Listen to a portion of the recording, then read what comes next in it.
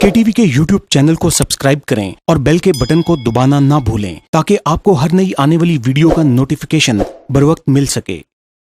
अस्सलाम वालेकुम, आप देख रहे हैं केटीवी ऑफिशियल और मैं हूं हसन राना। नाज़रीन, आज हमारे साथ प्रोग्राम में मौजूद हैं जनाब साबिक कादियानी आमिर मुनीर साहब। आप इनका जो वीडियो है हमारे चैनल पर पहले भी देख चुके हैं और लोगों ने वो बहुत पसंद किया और लोगों ने उस पर बड़े अच्छे कमेंट्स दिए, हमें बहुत अच्छे उस पर रिव्यूज़ आए, व्यूज़ आए।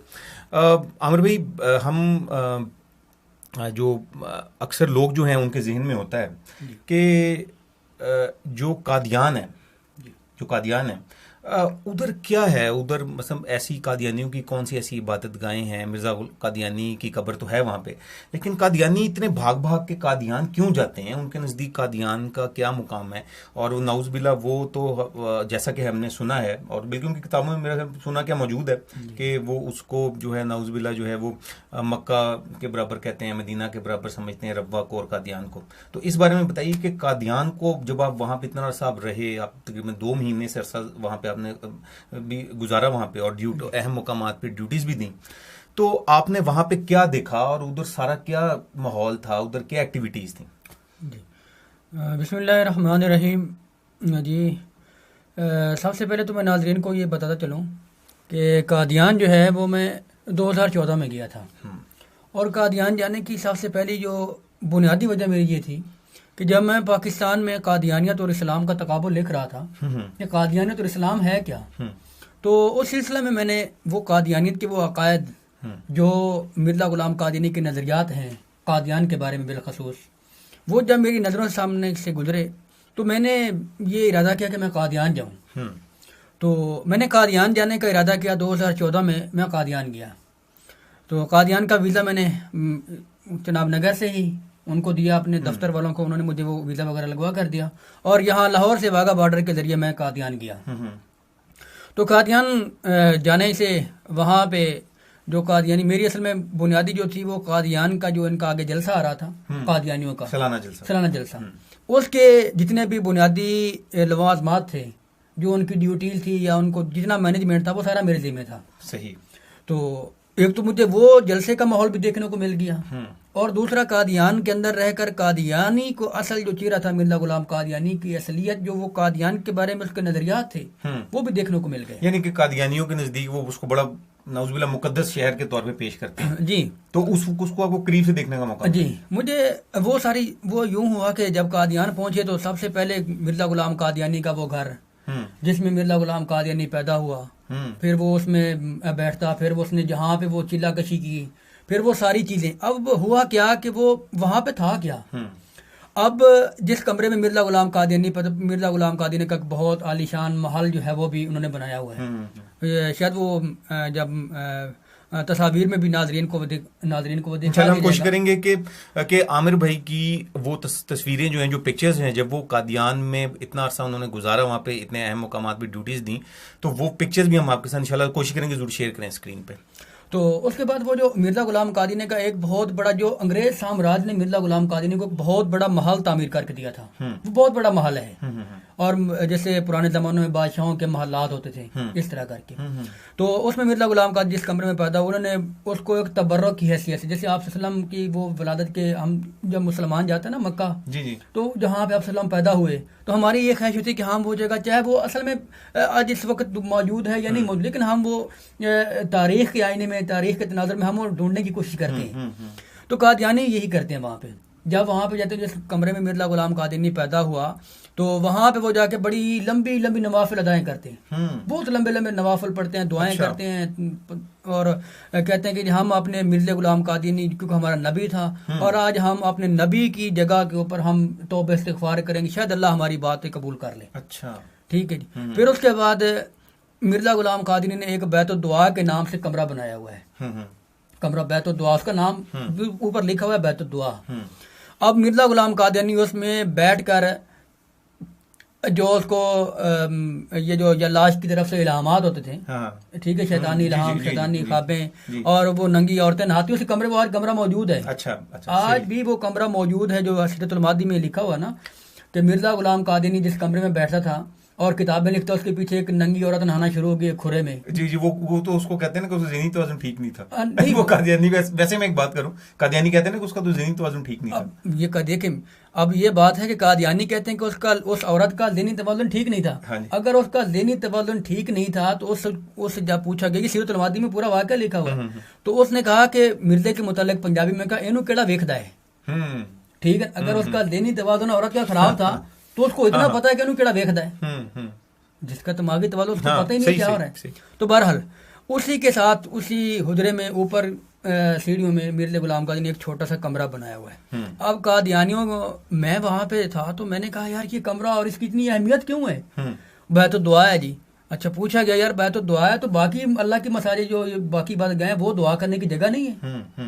तो कहते ये बात ये है कि ये मिर्ज़ा गुलाम कादियानी यहाँ पे बैठ के इबादत करता था, और चूंकि मिर्ज़ा गुलाम कादियानी मोहम्मद रसूलुल्लाह सल्लल्लाहु अलैहि वसल्लम की हैसियत के बराबर है, नौज़ुबिल्लाह मिन ज़ालिक, और ये मिर्ज़ा गुलाम कादियानी यहाँ पे बैठा, और आप इस हुजरे की अहमियत गारे हिरा की तरह है। नौज़ुबिल्लाह।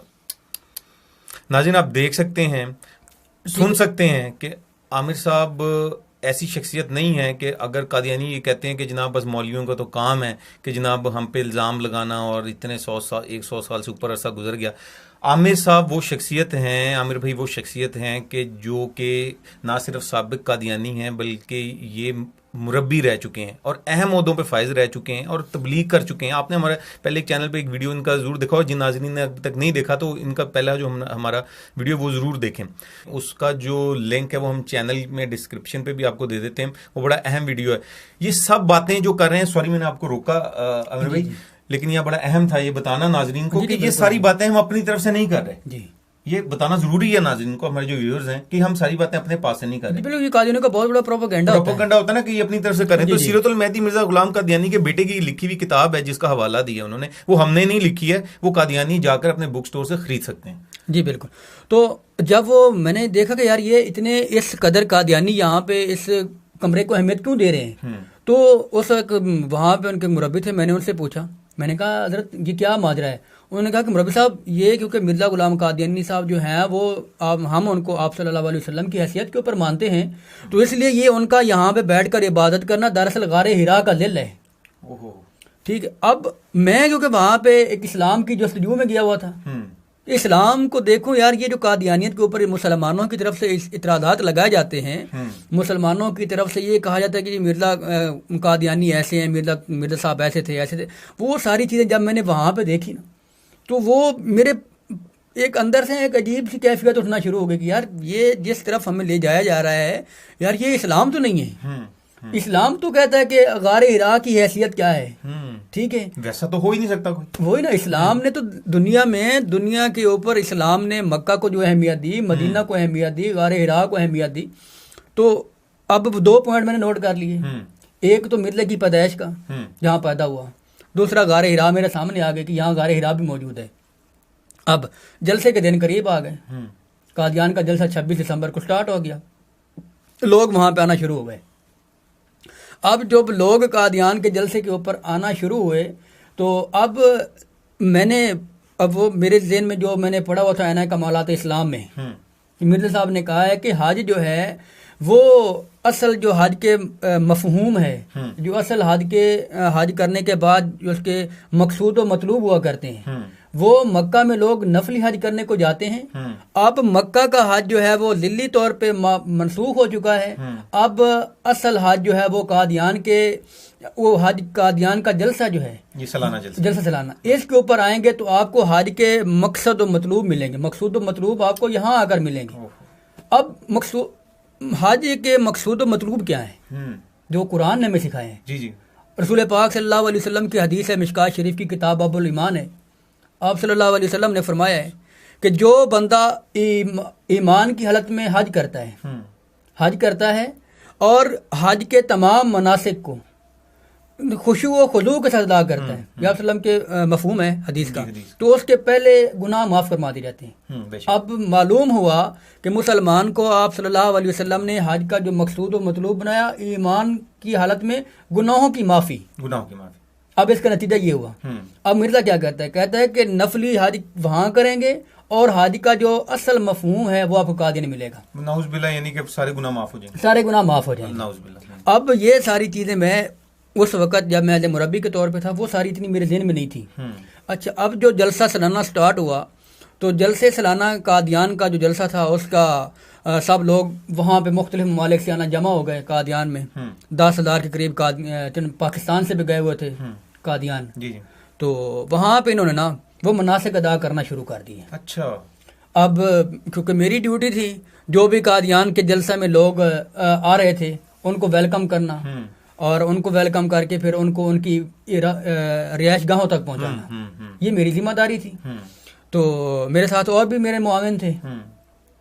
तो उनको जब रिसीव किया तो उन्होंने जब वहाँ उनको उतारा गया तो उन्होंने सबसे पहले कादियान जब बस से उतरे, बिलखसूस मेरी पाकिस्तान के ऊपर ड्यूटी थी, जो पाकिस्तान से काफिले जा रहे थे, तो जब उनको उतारा तो उन्होंने जैसे हाजी करने के लिए जाते हैं ना मक्का और मदीना के लिए, तो हम मुसलमान एहराम बांधते हैं या वो एहराम की हालत में होते हैं, तो वो कादियान वहाँ पे तो नफल अदा करते हैं सबसे उतरने से पहले। वो उनकी नियत हज है, जिसको जैसे हम नियत करते हैं ये ज़ाहिरी तौर पे एहराम बांधते हैं, वो वहाँ पे उतरने के बाद नारा तकबीर लगाते हैं और मिर्ज़ा गुलाम कादियानी की जय का नारा लगाते हैं, ठीक है। और उसके बाद फिर वो 2 नवाफिल पढ़ के वहाँ पे हज का मुनासिक अदा करने का नियत करते हैं। अच्छा, वो जब अब मैं वो तीसरी चीज़ मेरे सामने आ गई कि यार ये वाकई, अब मैं ये चीज़ समझ रहा था कि अब उलमा की तरफ से, मिर्ज़ा साहब की तरफ से ऊपर ये इतराज़ात हैं, मिर्ज़ा गुलाम कादियानी कृष्ण साहब के ऊपर जो इतराज़ात हैं कि मुसलमान कहते हैं कि मिर्ज़ा साहब ने उसको हज और उम्रे का मकाम दे रखा है। ये अब वो सारी चीज़ें मैं तजर्बे देख रहा था, यानी आपके सामने, यानी कि वो सारी चीज़ें आंखों के सामने आ गई जी। अच्छा, अब यहाँ से उनका हज शुरू हो गया, कादियान का हज शुरू हो गया। वहाँ पहुँचे, फिर अगले दिन उन्होंने मिर्ज़े ने जो अपनी ज़िंदगी में एक मस्जिद बनाई छोटी सी, बैत मुबारक, वो बैत मुबारक जो मस्जिद मुबारक उसे कहते हैं, बैत मुबारक, और ये कमरा बैत दुआ, फिर उसके साथ एक हुजरा छोटा सा जिसमें मिर्ज़े को कशफ हुआ था, जिसमें सुर्खी के छींटों का निशान। मिर्ज़े ने कहा जी ये सुर्खी के छींटों का निशान है, मैं अल्लाह के सामने आप अल्लाह के पास अपनी किताब ले गया, ठीक है, बराए नेम दिया, तो अल्लाह ने कहा जो ये बिल्कुल बिल्कुल ठीक तूने लिखी है, और अल्लाह ने वो ऐसे छिड़का और वो मेरे कपड़ों के ऊपर, ये एक लंबा सिलसिला है। और अब्दुल्ला सनोरी मिर्ज़ा गुलाम कादियानी का एक मनगढ़ा साहब भी था, उसने इस चीज़ को देखा। तो बहरहाल वो भी, ये एक उस की आपको बता रहा हूँ जहाँ वो पहला वहाँ के हम मनासिक हज को शुरू करते हैं बैत मुबारक से। अब बैत मुबारक जो मिर्ज़ा गुलाम कादियानी के गार के करीब ही है, अब वो फिर वो गार हिरा में जाते हैं जहाँ मिर्ज़े ने बैठ के दुआएं की हैं, फिर वहाँ से उठते हैं तो मिर्ज़े के वो सुर्खी के छींटों वाला जो निशान है उस कमरे में बैठ के नवाफिल पढ़ते। और ये नहीं, वहाँ पे बैठ के लंबी कतारें लगी होती हैं इंतजार में, बारी 3-3 4-4 5 बंदों को अंदर भेजा जाता है, वो वहाँ पे नफल पढ़ते हैं, फिर वहाँ उसको निकाला जाता है, फिर दूसरों को भेजा जाता है, इस तरह करके सिस्टम चलता है, ऐसे ये सीन चलता है। अच्छा, फिर उसके बाद वो वहाँ पे नवाफिल अदा करने के बाद फिर जाते हैं मीनारतुल मसीह के पास। सही।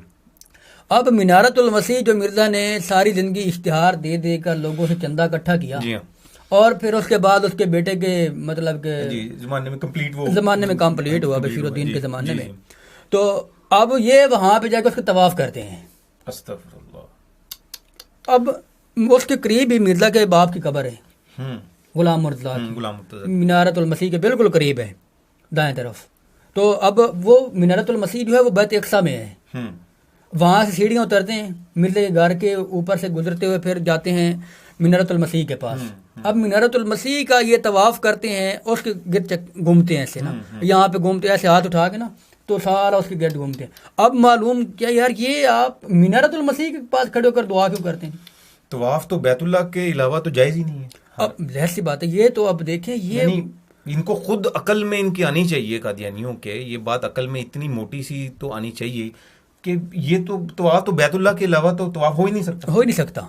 अब ये वहाँ पे इन्होंने वो मीनारतुल मसीह का तवाफ़ उसके गिर्द घूमते हैं। जब पूछा यार मीनारतुल मसीह के गिर्द क्यों घूमते हो भाई, आखिर घूमने की वजह, क्योंकि मैं एक रिसर्चर के तौर पर अब जो चीज़ मैं देखता मैं उसके ऊपर सवाल करता है, क्योंकि मेरे दिल में पाकिस्तान से ये शम्मा जल चुकी थी कि कादियानत हकीकी इस्लाम नहीं है, हमें किसी और तरफ ले जाया जा रहा है।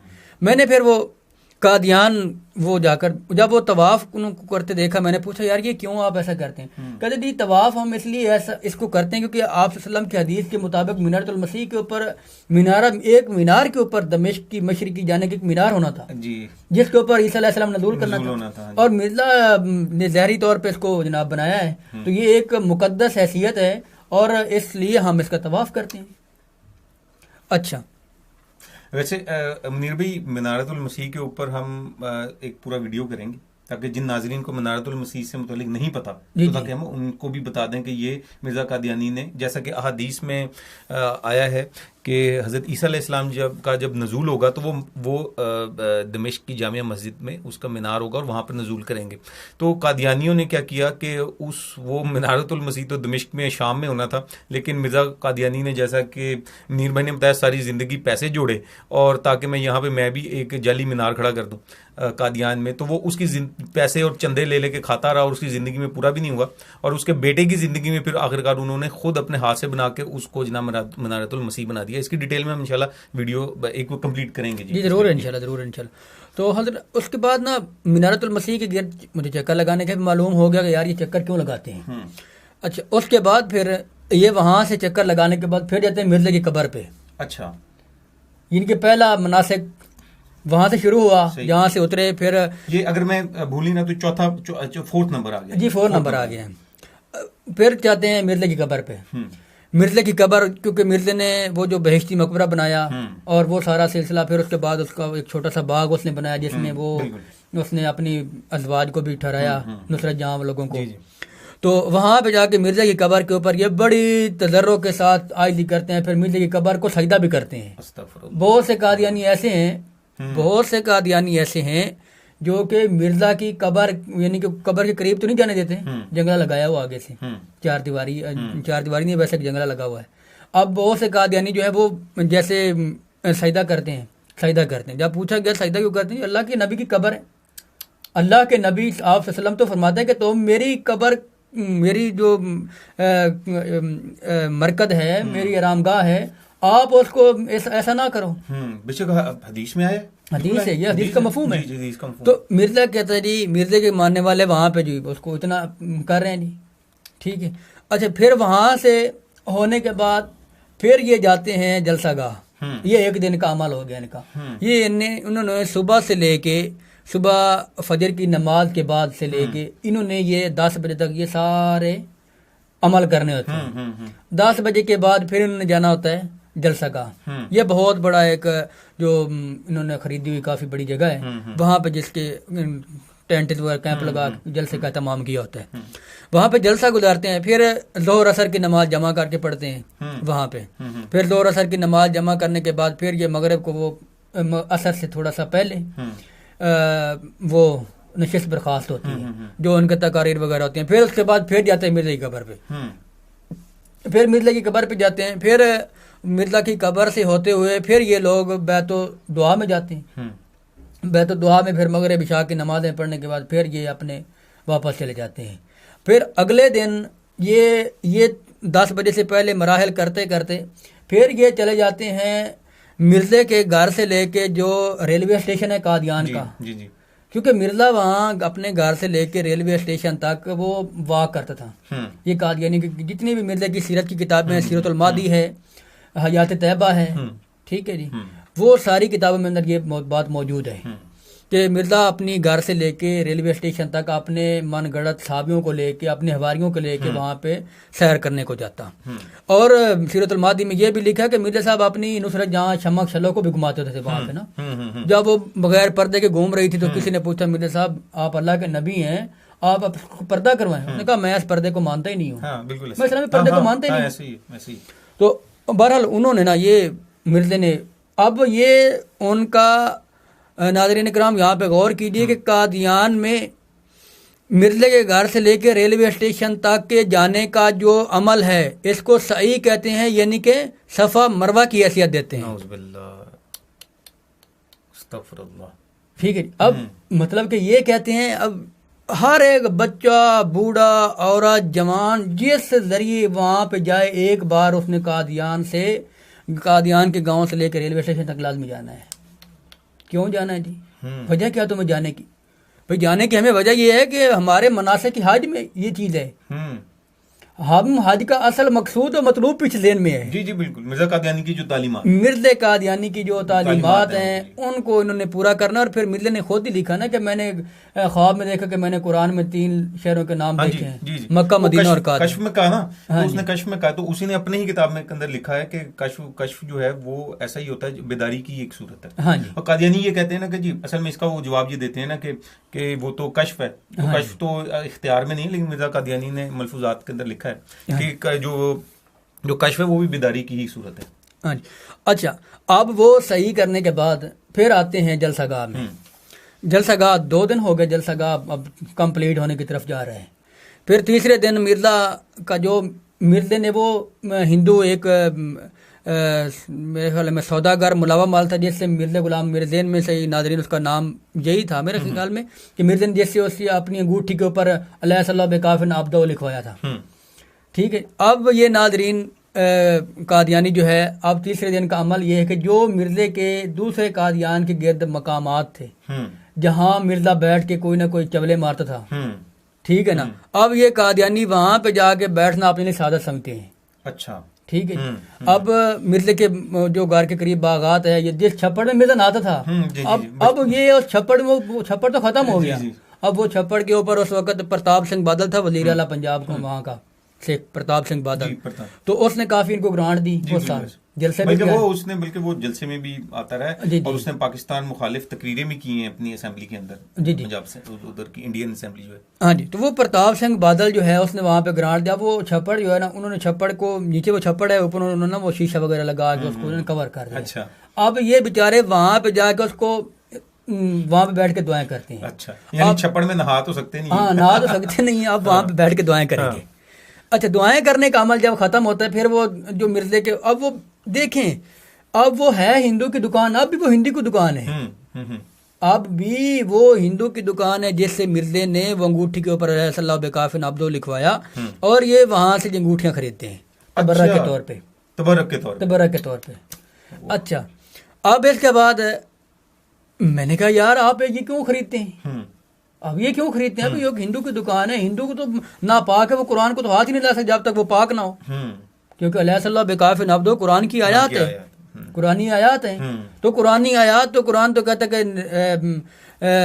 ला यमस्सुहु इल्लल मुताहरून, कि कुरान के मुतालिक तो है कि जब तक वो पाक ना हो जिसको हाथ नहीं लगा सकते, वो जनाब वो ऊपर उसके लिख रहा है और आप उससे ले रहे हैं। तो कहते ये हमारा मिर्ज़ा साहब ने क्योंकि इसको बिठाया था यहाँ पे, और मिर्ज़ा ने यहाँ से लिखवाई थी, और वो सुन्नत को हम आजमाते हैं। हम वो ख़ातम की अंगूठी जो आप सल्लम के हाथ में, ख़ातम की अंगूठी, अब आज भी वो अंगूठी जो मिर्ज़ा ने लिखवाई थी, अब मिर्ज़ा मसरूर के हाथ में सफ़ेद रंग की है, वो वही वाली है जो मिर्ज़ा कादियानी से चली आ रही हाँ है। जी, ये मिर्ज़ा कादियानी से चली हुई। रिपीट कर दें जरा एक बात, नाजरीन को शायद ये समझ ना आई हो कि मैं रिपीट कर दूं अगर आप, कि मिर्ज़ा मसरूर जो इनका अब सरबराह है कादियानी जमात का, जो गद्दी नशीन है, उसके हाथ में अगर आप देखेंगे तो एक अंगूठी होती है, 2 अंगूठियां होती हैं, 2 अंगूठियां।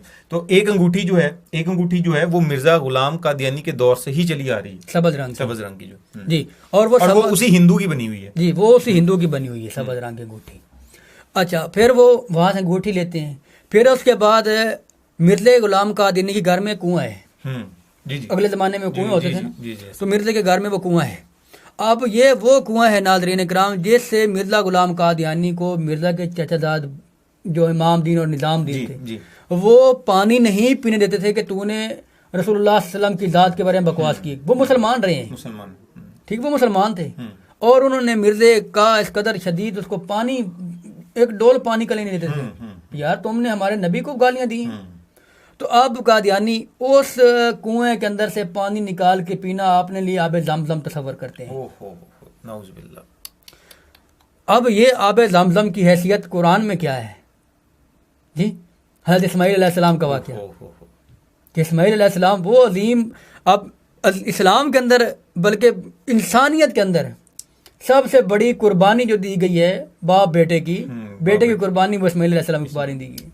अब कादियानी क्या है, अब इस्माईल अलैहिस्सलाम के पाँव के खाक से निकलने, पाँव की रगड़ से निकलने वाले चश्मे को कहते हैं आबे ज़मज़म। और कादियानी वो कादियान में कुआं जिससे सारी जिंदगी मिर्जे को उन्होंने पानी नहीं पीने दिया, ये कहते हैं जी हम वहाँ से आब ज़मज़म पी रहे हैं। अब ये कादियानी जब का जलसा ख़त्म होने के बाद ये अब वहाँ से तबरक़ात लेते हैं। अब जैसे हमारी कोशिश होती है जब हम मक्का मदीना में जाते तो हमारी कोशिश होती है कि हम वहाँ से कुछ चीज़ें ऐसी लेकर आएँ जो आप सल्लम की तस्बीह लेके आना, जाए नमाज लेके आना, आब ज़मज़म लेके आना, शहर से मुनासबत की वजह से और ताल्लुक़ अक़ीदा है ना जी। तो कादियानी जब वहाँ से आते हैं तो सबसे पहले ये खुश्क टुकड़े लेके आते हैं। अच्छा, वो जलसे के रोटी के ओह अच्छा। अब ये इनकी अकल है। अब मिर्जे को इल्हाम हुआ था ना जी, मिर्जे को दारो जो इन्होंने वहाँ पे मेहमान खाना बनाया हुआ जिसको दारो लियाफत कहते हैं, नाबनगर में बहुत बड़ा है, मेरे घर के करीब है। तो कहते हैं जी देखें जी मिर्जा साहब को इल्हाम हुआ था कि मिर्जा को इल्हाम हुआ कि ये नान तेरे और तेरे साथ के दरवेशों के लिए है। ठीक है, अब वो नान तेरे और तेरे साथ के जो दरवेश है ना, अब ये बेचारे दरवेश बनने के लिए वहां से खुश्क टुकड़े और इतनी लड़ाई करते हैं, जब टुकड़े लेते हैं ना वो उन्हें ऐसे टुकड़े मतलब फेंकते होंगे ना जो बांटने के लिए, अब वो रख देते हैं एक जगह पे। अच्छा। मुख्तलिफ जगहों पे उन्होंने वो लगाए होते हैं। अच्छा, तो ये बेचारे वहां से लड़ाई लड़ुई करके जनाब जितना धक्कम पेल करने के बाद वहां से उठाते हैं और अब बोरों में डालते हैं। किसी ने यहाँ पे देता है, कोई बगल में छुपाता है, कोई कहीं, मतलब कि किसी तरीके कोई एक आध टुकड़ा हाथ में आ जाए। फिर ये एक तो वो टुकड़े की तबरुक लेके आते हैं। अच्छा, रोटी के टुकड़े बतौर तबरुक के लेके आते हैं। अच्छा, अब दूसरा वो मिर्जे के घर का कुआं जो है उससे वो आबे ज़मज़म लेके आते हैं। आबे ज़मज़म के तौर पे उसको लेकर बकायदा कैनों में आते हैं, जो पानी कभी मिर्जा कादियानी को नसीब ही नहीं हुआ। और तीसरा ये बेचारे करते हैं कि वो जो हिंदू मलावा माल था, अंगूठी उससे अंगूठी लेते हैं उसकी दुकान से। अब उसके बाद फिर जो वहाँ से वापसी का इनका यही, फिर वो सारे आखिरी बार तवाफ़ भी करना और वो वहाँ पे मिर्ज़ा की कब्र के ऊपर सजदा भी करना और फिर वो बाकी जितने भी बैतुद्दुआ गारे हिरा में भी जाके इबादत करनी और उसके बाद फिर ये सारा सिलसिला ख़त्म हुआ। अब ये सिलसिला जब वाइंड अप हुआ, ख़त्म अपने ख़िताम को पहुँचा, तो वो चीज़ जो मेरे दिल में एक शमा जली हुई थी वो एक शोलक की शक्ल इख्तियार कर ली। मैंने वहीं से तहिया कर लिया। मैंने कहा जब यहाँ से जाऊँगा तो जाते ही कादियानी मज़हब को, कादियानी कल्ट को जो है ना वो मैं रिज़ाइन करूँगा जाते ही। और मैंने वहाँ से फिर एक दिल बज़न हो गया, बिल्कुल नफ़रत सी होनी शुरू हो गई। और मैं नाज़रीन मैं कोई मुखालफत की ये बात नहीं कर रहा। सही मैं कोई अब ये नहीं कि मैंने कादियानी को मतलब को छोड़ दिया, कादियानी मिर्जा गुलाम कादियानी के ऊपर लानत भेज दी है, तो मैं कोई तासुबाना बातें कर रहा हूँ। अब ये वल्लाह मैं कह सकता हूँ कि आज भी कोई भी कादियानी जाए तो वहाँ पे मिर्जा कादियानी की कब्र से जहाँ उसकी कब्र के पास आप खड़े नहीं हो सकते, इतनी बदबू आती है। अब इतनी बदबू आती है। और फिर जहाँ जितने भी मिर्जे की वो सारी घर की चीज़ें हैं, वो सारे उसके जो उनके मुकद्दस मकामात हैं कादियानी के नज़दीक, उनमें से इतनी बदबू आती है कि इंसान वहाँ पे खड़ा होना इंसान के लिए दुश्वार हो जाता है। तफन ज़्यादा चीज़ें हैं, लेकिन फिर भी कादियानी उसमें इतने महव हैं, इतने खोए हुए हैं कि उनको हर वो चीज़ जो मुसलमान इस्लाम की उनके सामने रखी जाती है, उनको इस्लाम का असल चेहरा दिखाया जाता है, उनको रसूलुल्लाह सल्लल्लाहु अलैहि वसल्लम की जीरत की वो पाकीज़ा ज़िंदगी दिखाई जाती है, वो उनकी नज़र में बिल्कुल हैसियत नहीं रखती। वो कहते हैं मिर्जा गुलाम कादियानी तो बिल्कुल जनाब। तो मैं कादियानियों को ये आखिर पे पैगाम भी देना, मैं फिर वो जब वापस आया तो आकर मैंने वो कादियानी जमात को, कादियानी कल्ट को छोड़ दिया अल्हम्दुलिल्लाह। तो उसके बाद मैं अब आखिर पे एक नाज़रीन को पैगाम, अपने नाज़रीन को भी पैगाम देना चाहता हूँ और कादियानी को पैगाम देना चाहता हूँ। बिल्कुल नाज़रीन इकराम, आप मुसलमानों के लिए तो मेरा ये पैगाम है कि आप अल्लाह के वो खुश नसीब इंसान हैं कि अल्लाह ने आपको पैदाइशी तौर पे एक ऐसे घराने में पैदा किया जो कि मोहम्मद रसूलुल्लाह सल्लल्लाहु अलैहि वसल्लम के ऊपर ईमान रखने वाला घराना था। और कादियानी जो मेरे नाज़रीन हैं, मैं उनको ये पैगाम देना चाहता हूँ कि कादियानियों ज़रा गौर करो, ज़रा फ़िक्र करो, अपनी आखिरत की फ़िक्र करो। ये दुनिया जिसके पीछे आप भाग रहे हैं, ये दुनिया जिसको आपने कामयाबी का मयार समझ रखा है कादियानियों का, कि इसके बारे में तो अल्लाह फरमाते हैं माल हयात तो दुनिया इल्ला मताउल गरूर, ये ज़िंदगी धोखे का घर है, इसके अलावा और कुछ नहीं है। बिल्कुल सही, बिल्कुल सही। अच्छा आमिर भाई, अगर हम ये जितनी हमने बातें की हैं और जितनी आपने ये सारी चीज़ें बताई हैं, हम एक दफ़ा फिर दोबारा रिपीट कर दें कि कादियानी जमात जो है वो यही ब्लेम करती है कि सब कुछ अपनी तरफ से किया जाता है। भाई ये आमिर मुनीर साहब हैं, ये जामिया अहमदिया से पढ़े हुए हैं और ना सिर्फ साबिक कादियानी है, मैं रिपीट कर रहा हूँ, ना सिर्फ साबिक कादियानी है बल्कि ये साबिक मुरब्बी भी हैं। और ख़ुद हम आपको कोशिश करेंगे कि पिक्चर्स इनकी कादियान की दिखा भी दें। कादियानी जमात जो है, जो वो अब हमें ये ब्लेम नहीं कर सकती कि हमने कोई अपनी तरफ से बंदा पकड़ के यहाँ बिठा दिया है और ख़त्म नूर टीवी वाले जो हैं वो उन्होंने कोई ऐसा बंदा पैसे दे के बिठा दिया, वो हम पे इल्ज़ाम लगाते हैं। उनका काम इल्ज़ाम लगाना है, वो लगाते रहें कि हमने ये सामने बैठे हैं और अब भी ये चिनाब नगर जिसको वो रवा कहते हैं वहाँ पर रिहाइश पजीर हैं जी।